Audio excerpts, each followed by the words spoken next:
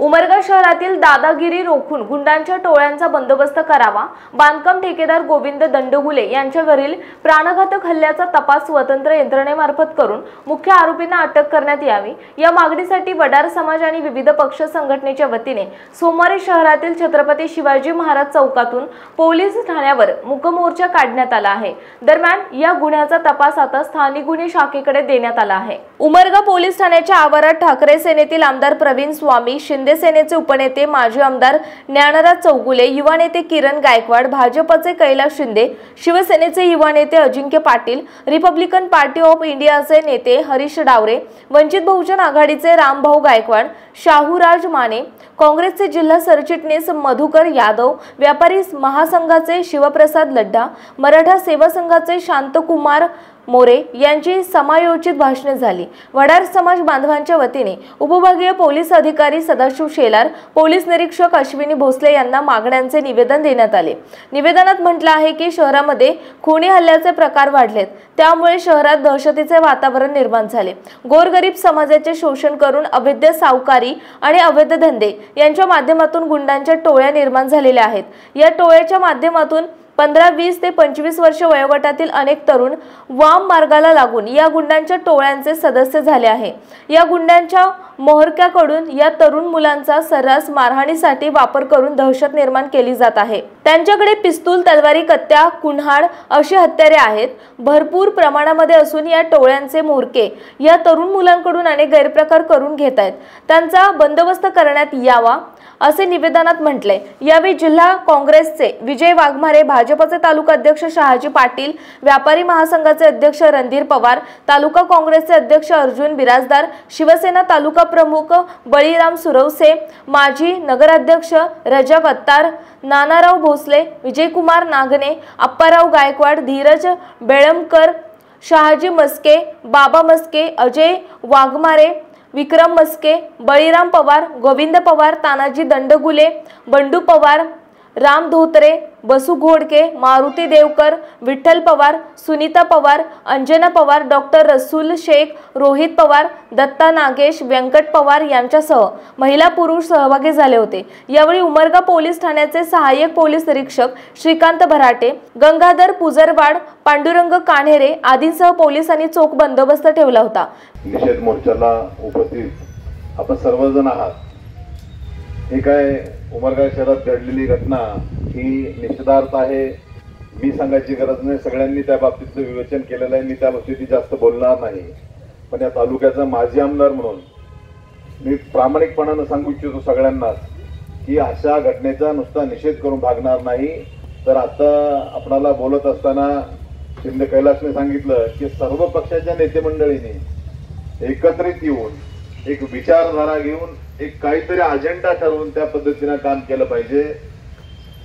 इथं होतंय असं पोलीस प्रशासनाला नुसता दोष देऊन भागणार नाही। अवैध धंदे आहेत ते चालवणारे कोण आहेत त्याची माहिती सुद्धा पोलीस प्रशासनाला दिली गेली पाहिजे। त्यांनाही माहित असतं। त्यांना माझं जाहीर आव्हान असेल या सर्व पक्षीय नेते मंडळीच्या वतीनं प्रत्येकाने केलं, मी करतो, आपण हे अवैध धंदे जोपर्यंत थांबवणार नाहीत तोपर्यंत अशा घटनांना आळा बसणार नाही। अवैध धंद्यातून पैसा निर्माण करणे आणि पैशातून दहशत निर्माण करण्याचं काम आणि काही युवकांना वाम मार्गाला झालं असं की आपल्याला कामधंदा नसल्यामुळं काही युवक सुद्धा थोडेफार पैसे त्यांना उपलब्ध करून दिले, आयशारामसारखं जीवन, चित्रपटात दाखवल्यासारखं जीवन दाखवायला सुरुवात केली की आम्ही त्या हमेशाला एक विशिष्ट वयात सगळेजण बळी पडत असतात। त्यामुळे काही तरुण त्याला बळी पडत आहेत।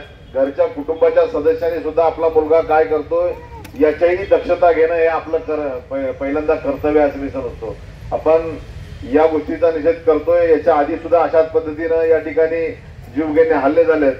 नाही कुणा तरी पुढाऱ्याने त्याला फोन करावा आणि सांगावे माझा माणूस आहे, तुझा माणूस आहे, याला करू नको, धरू नको असं जर कोणी सांगितलं असेल तर पोलिसांना सुद्धा माझं नम्रपणाचं निवेदन आहे, तुम्ही तशी पोलीस डायरीला नोंद घ्या। ज्या कुणी तुम्हाला तसं सूचना केल्या त्याचे नाव लिहून ठेवा आणि लोकांना सांगून द्या ना, ज्यांचे फोन असतील, जग बदललंय, बदलतं तंत्रज्ञान आहे, अँड्रॉइड मोबाईल आहे, तुमच्या सगळे मोबाईल रेकॉर्ड करतातच, कोणी केला असेल त्याचा पुरावा तुमच्याकडे ठेवा आणि जेव्हा कोणी सांगितलं असेल तेव्हा असा जनतेच्या पुढे हा विषय जर आला तर त्याही पुढाऱ्याला दहशत निर्माण झालं पाहिजे की आम्हालाही कोणतरी विचारणारा आहे. नाहीतर होत आहे काय, आम्ही कोणतरी माझ्याजवळचा आहे, आम्ही वारंवार सांगत असतो या ट्रॅफिकच्या बाबतीत सांगितलं असतं, टिबल जाणार आहे, चोबल जाणार आहे, कुणाला धरलं ना आम्ही सांगतो जवळ साहेब आमच्या जवळचा आहे, गाडी नवीनच आणलंय. खरं तर नियम आता सांगत असतात की लायसन असल्याशिवाय 18 वय झाल्याशिवाय आपल्याला गाडी चालवतात नाही. पालकांनी सुद्धा गाड्या अशा देऊ नये ना विद्यार्थ्यांना. ट्युशनला जा, शाळेला जा, त्याला मोटरसायकल दे. अशा घटनाही आपल्या माध्यमातून आपल्या तर्फे येऊ नये. ही झालेली घटना अत्यंत दुर्दैवी आहे. या घटनेत जे जे कोणी समाविष्ट असतील अशा प्रत्येकांचा प्रामाणिकपणाचा छडा लागला पाहिजे आणि त्यांना निश्चितपणानं जास्तीत जास्त जेवढी शिक्षा करता येते ते केली गेली पाहिजे.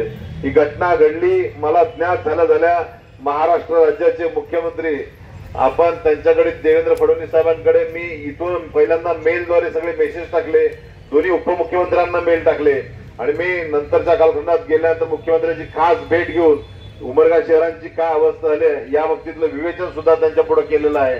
त्यांच्याही वतीनं असं आश्वासित केलं की अशा गुन्हेगारांना सोडलं दिलं जाणार नाही, जास्तीत जास्त शिक्षा का करता येते आणि कायद्यानं सुव्यवस्था कशी राबवता येते त्या अनुषंगानं कारवाई केली जाईल असं त्यांनीही आश्वासित केलंय.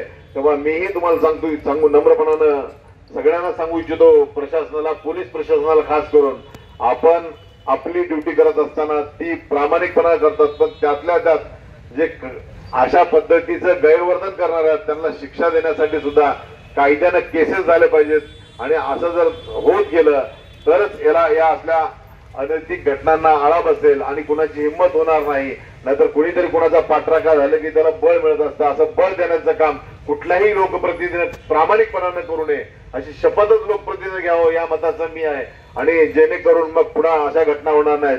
एक गोविंदवर झालेली घटना आहे, त्याच्या आधी एक मर्डर झाला होता.